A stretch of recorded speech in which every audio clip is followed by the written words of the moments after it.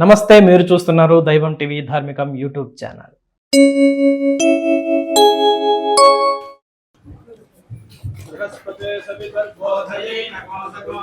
ఓం శ్రీమన్మహాగణాధిపతయే నమః. శ్రీ మహాసరస్వత్యై నమః. శ్రీ గురుభ్యో నమః. హరి ఓం. గురుర్బ్రహ్మా గురుర్విష్ణుర్గురుర్దేవో మహేశ్వరః. గురుః సాక్షాత్ పరం బ్రహ్మ తస్మై శ్రీ గురవే నమః. శృతిస్మృతిపురాణానామాలయం కరుణాలయం నమామి భగవత్పాదశంకరం లోకశంకరం. ఈ రోజున మన సనాతన వైదిక బంధువులందరికీ కూడా శంకర జయంతి శుభాకాంక్షలు తెలియజేసుకుంటూ ఉన్నాను. అవతీర్ణశ్చ కాలట్యాం కేదారేంతర్హితశ్చయ అని మనకు శంకరుల యొక్క చరిత్రలో కనిపిస్తుంది. అవతీర్ణశ్చ కాలట్యాం, కాలటీ గ్రామంలో జన్మించి కేదారేంతర్హితశ్చయ, కేదార్నాథ్ నుండి అలాగా కైలాసానికి అంతర్హితంగా వెళ్ళిపోయినటువంటి వారు మహనీయులు. ఇప్పుడు కూడానండి నేను గమనించాను, మహనీయులు మహాత్ములు పెద్ద వాళ్ళు అంటే వాళ్ళు యుగ పురుషులు అంటాం. ఎంత చిన్న పదం వాడితే సరిపోదు. ఎవరు పడితే వాళ్ళు యుగ పురుషులు అని చెప్పుకుంటూ ఉంటారు. కాదు, యుగ పురుషులు అంటే ఎవరు? యుగమంతా కూడా వాళ్ళ ప్రభావం ఉంటుంది, వాళ్ళని యుగ పురుషులు అంటారు. ఆ విధంగా శంకర భగవత్పాదాచార్యుల వారు చేసినటువంటి వర్క్ ఏదైతే ఉందో ఆ యొక్క పని 32 సంవత్సరాలకే అంతా అయిపోయింది. మానవ మాత్రులు చేయలేం కదండి.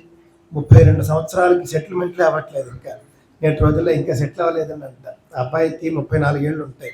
ఏమిటయ్యా పెళ్ళి ఎప్పుడు చేస్తున్నావు అని అంటే, ఇంకా మా అబ్బాయి సెటిల్ అవ్వలేదండి, 32 ఏళ్ళకి సెటిల్మెంటే అవ్వదు. అలాంటిది 32 సంవత్సరాలకి మొత్తం భారతదేశాన్ని ఆయన సెట్ చేసి కైలాసానికి వెళ్ళారు. ఎంత తేడా ఉందో చూడండి. మరి అలాంటి వాళ్ళు యుగ పురుషులు మహాత్ములు కాకపోతే ఇంకేమిటి? చాలా చిన్న వయస్సు నుండి ఆయన అసలు జన్మసిద్ధులు. మనం చెప్పాలి అని అంటే కనుక వారి చరిత్ర మనం చూసినప్పుడు ఏంటంటే జన్మసిద్ధులు అని మనకు కనిపిస్తుంది. సాక్షాత్తుగా ఆయన ఎవరైతే ఉన్నారో పరమశివుడు శంకరులుగా అవతరించినట్లుగా మనకు అనేక గ్రంథాలు చెబుతూ ఉన్నాయి. సాక్షాత్తుగా శివుడే, అందులో ఎలాంటి అనుమానము లేదు. కల్యబ్దే ద్విసహస్రాంతే అన్నారు. కల్యబ్దే ద్విసహస్రాంతే లోకానుగ్రహకామ్యయా. కల్యబ్దే ద్విసహస్రాంతే లోకానుగ్రహకామ్యయా. చతుర్భిః సహ శిష్యైస్తు శంకరోవతరిష్యతి. చతుర్భిః సహ శిష్యైస్తు శంకరోవతరిష్యతి. కలియుగంలో 2000 సంవత్సరాలు గడచిన పిమ్మట లోకాన్ని అనుగ్రహించడం కోసం 4 శిష్యులతో కలిసి శంకరుడు అవతరిస్తాడు. ఎవరు అంటే శంకరాచార్యులు అవతరిస్తారని చెప్పలేదు, ఇక్కడ పరమశివుడు అవతరిస్తాడు అని చెప్పడం జరిగింది. ఆ విధంగా శంకరాచార్యుల రూపంలో పరమశివుడు అవతరించాడు. ఇంతసేపు కూడా గొప్పవారైనటువంటి పండితులంతా రుద్ర భాష్యం మీద అందరూ కూడా ఉపన్యాసాలు చెప్పారు. ఎంతమంది శ్రద్ధగా విన్నారో తెలియదు. అలాంటి వేద భాష్యం చెప్పేవాళ్ళే తక్కువ. మనం చాలా శ్రద్ధగా విని సద్వినియోగం చేసుకోవాలి. అందులో యుక్త కేశాయచ అనే ఒక వాక్యం ఉంటుంది. ఆ యుక్త కేశాయచ అనేటటువంటి ఆ నామం ఏదైతే ఉందో అది పరమశివుడు యొక్క శంకరాచార్య అవతారాన్ని ఉద్దేశించి చెప్పినది అని మనం భావించాలి. తప్పకుండా పెద్ద వాళ్ళు చెప్పారు, ఈ మాట నేను చెప్పేది కాదు. ఆ విధంగా శంకరాచార్యులు అని అంటే శివుని అవతారము అని మనకు స్పష్టంగా అర్థమవుతున్నది. శివుని అవతారము అని మనకు ప్రాక్టికల్గా ఎలా అర్థమవుతోంది అని అంటే కనుక ఆయన పుట్టినప్పుడు 3 ఏళ్లకే ఆయనకి పురాణాలు వచ్చేసాయి అన్నారు, 5 ఏళ్లకే వేదాలు వచ్చేసాయి అన్నారు, 8 ఏళ్లకే ఆయనకి సకల శాస్త్రాలు కూడా వంటపట్టాయని చెప్పారు, 12 ఏళ్లకే ఆయన భాష్యాలు రాశారని చెప్పారు. ఇది సాధారణ మానవ మాతృలు చేయగలిగేవా అండి? 8 ఏళ్లకి మన ఇళ్లలో పిల్లలు ఏం చేస్తున్నారండి? ఏమీ చేయటం లేదు, ఇంకా అల్లరే చేస్తున్నారు. అంటే తప్పులేదు, మన పిల్లలు మనకి ముద్దే, వాళ్ళు ఎలా ఉన్నా కూడా. కానీ సాధారణ మనుష్యులు చేసేవి కావు. 32 ఏళ్ళకి ఆయన గొప్ప పని అసలు మనం ఊహించ శక్యం కాదండి. ఎందుకంటే శంకరులు అవతరించే నాటికి భారతదేశంలో 2 ధర్మాలు, 2 మతాలు భారతదేశం అంతా కూడా దావానలాగా వ్యాపించి ఉన్నాయి. దావానలలాగా వ్యాపించేసాయి. ఏమిటా 2 మతాలట? మొదట బౌద్ధము, రెండవది జైనం. ఈ 2 మతాలు కూడా శంకరులు అవతరించే నాటికి ఉన్నాయి. దాదాపుగా సింహభాగం వాళ్ళదే. ఎవడు పెడితే వాడు బౌద్ధ సన్యాసి.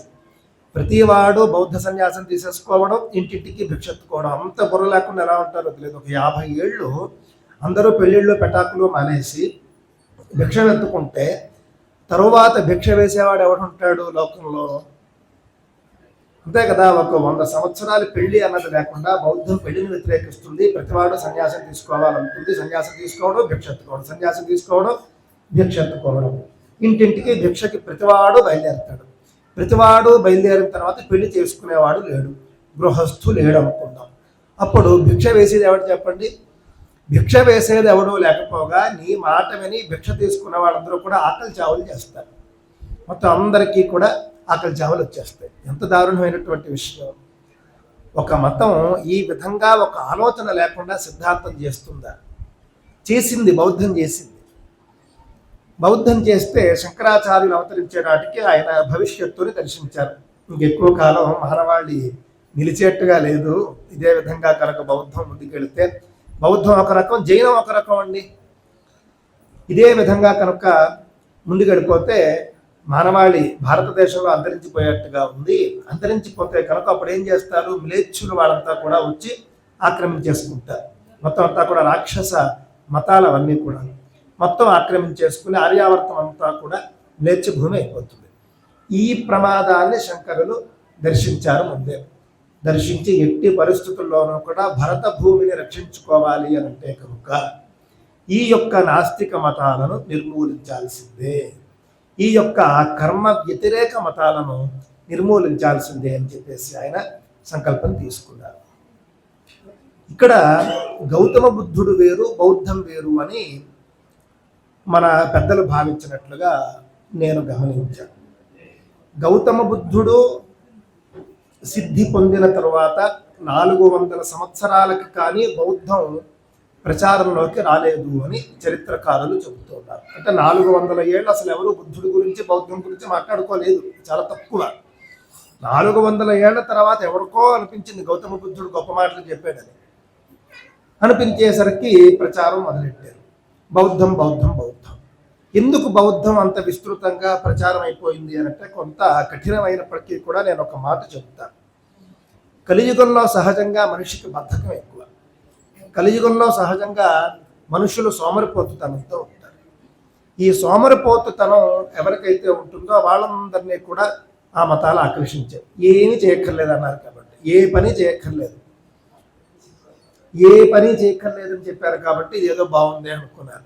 అనుకుని కోట్లాది మంది అందులోకి వెళ్ళిపోయారు. ఎప్పుడైతే అలాగా వెళ్ళిపోయారో కర్మ చేయక్కర్లేదని చెప్పారు. అంటే కర్మహీన మతాలకు జనం అత్యధికంగా ఆకర్షితులయ్యారు. నేటి రోజుల్లో కూడా కర్మహీన మతాలకు అత్యధికంగా ఆకర్షితులవుతూ ఉన్నారు జనం. శంకరాచార్యులు లేరు, వ్యాస భగవానుడు లేడు, మొట్టమొదటి అవధూత పరమశివుడు లేడు, అవధూత దత్తాత్రేయుడు లేడు. వాళ్ళ అవతారాలుగా చెబుతూ ఒక బొమ్మను తెచ్చి పెట్టేస్తూ ఉన్నారు. అందరూ వెళ్ళిపోయారు. మొత్తం వాషౌట్, అంతా వాషౌట్ అయిపోయింది. శంకరాచార్యులకు మనం ఎప్పుడు కూడా అభిషేకం చేయం. శంకరాచార్యుల విగ్రహం పెట్టుకుని సకల దేవతా స్వరూపులు అని మనం ఎప్పుడు పూజ చేయం అసలు. కానీ నినకాక మొన్న వచ్చి ఎల్లప్పుడూ కూడా పాషండ దేవుణ్ణే స్మరించినటువంటి వాళ్ళను కూడా తీసుకుని వచ్చి మన వాళ్ళు ఇంకా సకల దేవతా స్వరూపుడు అని పూజించడం అనేది మనం గమనిస్తూ ఉన్నాం. అంటే మన హిందువులకు సోమరిపోతుతనం ఎక్కువ కావడం వల్ల ఇవన్నీ జరుగుతూ ఉన్నాయి. ఒక నియమం లేదు కాబట్టి, అంటే ఫ్లెక్సిబుల్ గాడ్లు కావాలి మనకి. మన వాళ్ళకి ఏమిటంటే ఫ్లెక్సిబుల్ గాడ్స్ రిక్వైర్డ్ అని చెప్పి, ఏదో ఒక షాపుల్లోనేమో staff required, male staff required అన్నట్లుగా ఫ్లెక్సిబుల్ గాడ్స్ రిక్వైర్డ్. ఏ మడి ఉండనక్కర్లేదు, ఏ తడి ఉండనక్కర్లేదు, ఏ ఆచారమో ఉండనక్కర్లేదు, అర్చకుడితో పని లేదు, పండితుడు అక్కర్లేదు, స్నానమే చేయక్కర్లేదు, అసలు బ్రాహ్మణే అక్కర్లేదు అన్న మతాలు ఇప్పుడు అందరికీ కావాలన్నమాట. అందువల్ల ఈ యొక్క బద్ధకంతో వాటికి ఆకర్షితులు అవుతూ వచ్చారు. అలాంటి వాటికి మనం దూరంగా ఉండాలి. బద్ధకిస్తే డబ్బులు వస్తాయా అండి? సాఫ్ట్వేర్ ఉద్యోగులు ఉన్నారు ఇక్కడ ఇంతమంది, అలాగే బయట అనేక రకాల ఉద్యోగులు మనం చేస్తాము. ఏ ఉద్యోగంలోనైనా సరే డబ్బులు, అసలు నేను పని చేయను జీతం ఇవ్వండి అంటే ఇస్తారా? ఏ పని చేయకుండా జీతం ఇవ్వనప్పుడు ఏ కర్మ చేయకుండా పుణ్యం ఎలా వస్తుంది? పుణ్యం అనేటటువంటిది కర్మ చేస్తే వస్తుంది. మనం దాహం వేసినప్పుడు మంచినీళ్ళు తాగితే దాహం తీరుతుంది. దాహం వేసినప్పుడు మంచినీళ్ళు తాగకుండా ధ్యానం చేస్తూ కూర్చుంటే దాహం తీరుతుందా? ఆకలి వేసినప్పుడు మనం అన్నం తింటే ఆకలి తీరుతుంది. నేను కూర్చుని ధ్యానం చేస్తానంటే ఆకలి తీరుతుందా?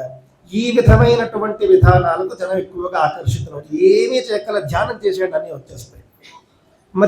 మరి తినడం కూడా మానేయండి. ఏమీ చేయక్కర్లేదు అని అంటే తినడం కూడా మానేయాలి కదా. ఆకలి కూడా ధ్యానంతో తీరాలి కదా. ఆ విధంగా రకరకాల విధానాలు బద్ధకం చేత, సోమరిపోతుతనం చేత జనాన్ని ఆకర్షిస్తూ ఉంటాయి. నాటి రోజుల్లో కూడా అదే జరిగింది. శంకరులు గమనించారు, ఎప్పుడైతే కర్మ చేయడం మానేస్తారో అప్పుడు ఆ జాతి అంతరించిపోతుంది అని చెప్పి వారు గ్రహించి ఇంకా లాభం లేదు, యుద్ధ ప్రాతిపదికన చేయాలి. శంకరులు ఎందుకు అంత తక్కువ వయసులో అన్నీ చేసేసారో తెలుసునండి. టైం లేదు, ఎమర్జెన్సీ. ఆయన ఇంకొక 10 ఏళ్ళు కనుక ఆయన లేట్ చేస్తే మొత్తం బౌద్ధం, ఇంకా చేయడానికి ఏం లేదు. అందుకని ఆయన దగ్గర సమయం లేదు. సమయం లేకపోవడం వల్ల సూపర్ ఫాస్ట్గా ఆయన మొత్తం ఆయన చేయవలసినటువంటి పని చేసుకుని వెళ్ళిపోయారు. అందుకు మహాత్ముడు కోట్లాది మంది ఒక నాస్తిక మతాన్ని ఆశ్రయించి భ్రష్టు పట్టుకుంటూ ఉంటే, కర్మహీనులు అయిపోతూ ఉంటే, అంతమందిని ఉద్ధరించడానికి వచ్చినటువంటి ఒక వ్యక్తి, ఉద్ధరించినటువంటి వ్యక్తి నేటికి కూడా 1000 సంవత్సరాలు అవుతున్నా కూడా మనం ఇంకా కూడా స్మరించుకుంటూ ఉన్నాము, పూజించుకుంటూ ఉన్నాము. నేడు శంకరాచార్యులు అనేటటువంటి ఒక మహనీయులు లేకపోతే ఏ మతాలు లేవండి. అంటే సనాతన ధర్మం లోపల కొన్ని మతాలు ఇంకా ఉన్నాయి చూసారా, అవేవి కూడా శంకరులు లేకపోతే లేవు. అది మన వాళ్ళందరూ తెలుసుకోవాలి. అది తెలియక చాలామంది శంకరుల యొక్క పని వల్ల, శంకరుల యొక్క కృషి వల్ల సనాతన ధర్మం నిలబడి తర్వాత అదే సనాతన ధర్మంలో మళ్ళీ పుట్టి వాళ్ళ సిద్ధాంతాలు రాసిన వాళ్ళు కూడా దురదృష్టవశాత్తు శంకర నింద చేశారు, చేస్తూ ఉన్నారు. అంటే తెలియక ఆయన కట్టిన ఇంట్లో ఉంటున్నారు వీళ్ళు. ఆయన వచ్చి ఇల్లు కట్టకపోయి ఉంటే కనుక అసలు అవకాశం ఉండేది కాదు. ఆయన కట్టిన ఇంట్లో ఉంటూ కూడా ఆయన్నే నిందించేటటువంటి పరిస్థితి వచ్చింది. అందువల్ల శంకర భగవత్పాదాచార్యుల గురించి మనం ఎంత తెలుసుకున్నా కూడా తక్కువే. మన పిల్లలకు చెప్పాలి. శంకర విజయం మొదలైనటువంటి శంకరాచార్యుల చరిత్ర గ్రంథాలను మనం చెప్పాలి. ఆది శంకరులు అనంటే కనుక ప్రపంచానికే దిక్సూచి అనేటటువంటిది స్పష్టంగా గుర్తుంచుకోవాలి.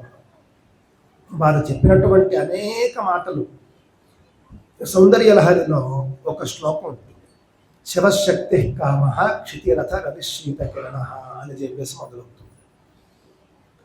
శంకరాచార్యుల వారికి ఏంటంటే సామాన్యుల్ని ఉద్ధరించాలి అనేటటువంటి స్పృహ కలిగింది. సామాన్యులందరినీ కూడా మనం ఉద్ధరించాలి. మహిమాన్వితమైనటువంటి మంత్రాలు పండితులు, వేదం చదువుకున్న వాళ్ళు జపం చేస్తారు. సామాన్యులకు కూడా ఆ యొక్క మహామంత్రాలు అందుబాటులోకి రావాలి అని వారు భావించి పంచదశి మహామంత్రాన్ని వారు సౌందర్యలహరిలో ఒక శ్లోకం రూపంలో ఒక పర్యాయ పదాల కోడింగ్ లాంగ్వేజ్లో జనానికి అందించారు. ఈ యొక్క శివశక్తి కామ అనేటటువంటి శ్లోకం ఏదైతే ఉందో సౌందర్యలహరిలో, అది పంచదశి మహామంత్రంతో సమానమైనది. శివశక్తి కామ క్షితిరథ రవిశీతకిరణ స్మరో హంసశక్ర తదను చ పరామార హరయ అమీహృల్లేఖాభిః తిసృభిరవసానేషు ఘటితాః భజంతే వర్ణాస్తే తవ జనని నామావయవత. ఆ శ్లోకంలో చెప్పిందంతా పంచదశి మంత్రమే. అది భాష్యం చూస్తే అర్థమవుతుంది. అలాగా సామాన్యుల్ని అలా ఉద్ధరించారు. మండనమిశ్రుడు వంటి పండితులనేమో ఆయన అద్వైతవాదంతో ఉద్ధరించారు. రాజశేఖరుడు వంటి రాజులనేమో వాళ్ళ స్థాయిలో వాళ్ళని ఉద్ధరించారు. శంకరులు ఉద్ధరించనిది ఎవరిని? సకల భారతావనిని ఉద్ధరించారు, తద్వారా ప్రపంచాన్ని ఉద్ధరించారు. చాలామంది అండి పాషండ మతాలు అనేటటువంటివి ఇప్పుడు ఉన్నాయి మన దేశంలో. మనం ఖచ్చితంగా వాటిని విమర్శించుకుంటూ ఉంటాం. కానీ పాషండ మతాలు భారతదేశంలో ఆ స్థాయిలో ప్రవేశించడానికి కారణం ఎవరు అనంటే కనుక అప్పటి సోమరపోతు మతాలే కారణం. యుద్ధం చేయక్కర్లేదు అన్నాడు, సైన్యం అక్కర్లేదన్నాడు, యుద్ధ విద్యలు అక్కర్లేదు అంటే బుద్ధుడు చెప్పలేదు పాపం, బౌద్ధం పేరుతో తర్వాత చెప్పాడు. దాంతో యుద్ధ విద్యలు నేర్చుకునే వారందరూ ఆగిపోయారు. రాజ్యాలేమో సైన్యాన్ని పోషించడం మానేసాయి, సైన్యాన్ని తగ్గించేసాయి. యుద్ధ విద్యలు, యోధులు అందరూ కూడా క్రమంగా తగ్గిపోయారు. 2-3 తరాలు అసలు యుద్ధాలు లేవు, యుద్ధాలు ఎవరు చేయలేరు. దాంతో మహా యుద్ధ విద్యలు దాదాపుగా అంతరించిపోయి సాధారణ కత్తులతో కొట్టుకోవడం, సాధారణ బాణాలు వేసుకోవడం మాత్రమే మిగిలేదు. దాంతో ఇంకా గ్రీకులు మొదలైనటువంటి వాళ్ళకి భారతదేశంలో ఏదో ఒక గణనీయమైనటువంటి మార్పు వచ్చింది అని తెలిసింది. తర్వాత కాలంలోనైనా సరే భారతదేశాన్ని మ్లేచ్చులు ఆక్రమించుకున్నారు అంటే కారణం ఇది. ఎప్పుడూ కూడా కర్మ చేయకపోతే మీకు ఏదైనా వచ్చేస్తుంది అని ఎవరైనా చెబితే మోసం చేస్తున్నట్టు లెక్క, దృష్టిలో పెట్టుకోండి. కర్మ చేస్తేనే ఫలితం వస్తుంది. ఈశ్వరుడు కర్మకు ఫలాన్ని ఇస్తాడు, అంతేకాని మన మంచితనానికి ఫలం ఇవ్వడు. నేను అహింస అంటే ఎవరు ఫలం ఇవ్వడు. మనం ఒక కర్మ చేస్తే ఫలితం ఇస్తాడు. ఈ విధంగా శంకర భగవత్పాదులు మనకు ఎన్నో అద్భుతమైనటువంటి విషయాలను తెలియజేశారు. నేడు శంకర జయంతి ఉత్సవాలను మనమంతా కూడా ఇక్కడ చేసుకుంటూ ఉన్నాము అని అంటే మనం ఎంతో అదృష్టవంతులం. ఈ ఒక్కరోజైనా సరే ఆచార్య స్మరణ మనం చేస్తాం, అర్చన చేసుకుంటాం. శంకరుల పరంపరలో వచ్చినటువంటి మహనీయులు ఎంతమందిని ఇక్కడ వారి భావచిత్రాలను పెట్టి ఈ రోజున అర్చించడం కూడా జరిగింది. వారందరినీ కూడా మనం దర్శిస్తే ఎంతో గొప్ప పుణ్యాన్ని మనం సంపాదించుకుంటాం. ఈ యొక్క శంకర పరంపరలో వచ్చినటువంటి గొప్ప ఆచార్యులు ఎవ్వరూ కూడా మీరు కర్మ చేయనక్కర్లేదు, మమ్మల్ని దర్శిస్తే చాలు మీకు అన్నీ వచ్చేస్తాయని ఎప్పుడూ చెప్పరు. కర్మనే ప్రోత్సహిస్తారు, అద్వైతాన్ని చెబుతారు, వేదం యొక్క గొప్పతనాన్ని చెబుతారు. ఆ విధంగా ఒక్కసారి మనస్సులో కంచికామకోటి పీఠాధిపతులను కానీ, శృంగేరి పీఠాధిపతులను కానీ, శంకర పరంపరలో వచ్చినటువంటి ఇతర అందరూ పీఠాధిపతులను కూడా స్మరించుకుంటూ శంకరాచార్యుల వారికి మరొక్కసారి నమస్కారం చేసుకుంటూ నా యొక్క ఉపన్యాసాన్ని ముగించే ప్రయత్నం చేస్తాను. శృతి స్మృతి పురాణానామాలయం కరుణాలయం నమామి భగవత్పాద శంకరం లోకశంకరం సౌందర్యలహరీ కర్త్రే సర్వమంగళదాయినే శంకరాచార్యవర్యాయ యతిరాజాయ తే నమః. శంకరాచార్యవర్యాయ యతిరాజాయ మంగళం. ఈ వీడియో మీకు నచ్చినట్లయితే ఇప్పుడే లైక్ చేయండి, మీ బంధుమిత్రులకు షేర్ చేయండి, మీ అమూల్యమైన అభిప్రాయాన్ని కామెంట్ రూపంలో మాకు తెలియజేయండి. ఇప్పటి వరకు మా ఈ ఛానల్ని సబ్స్క్రైబ్ చేసుకోకపోతే ఇప్పుడే సబ్స్క్రైబ్ చేసుకోండి, పక్కనే ఉన్న బెల్ ఐకాన్ కూడా ప్రెస్ చేయండి. ఇక ముందు రాబోయే మా వీడియోల నోటిఫికేషన్ పొందండి. మరో ఆధ్యాత్మిక కార్యక్రమంలో కలుసుకుందాం. అంతవరకు సెలవు. ధన్యవాదాలు.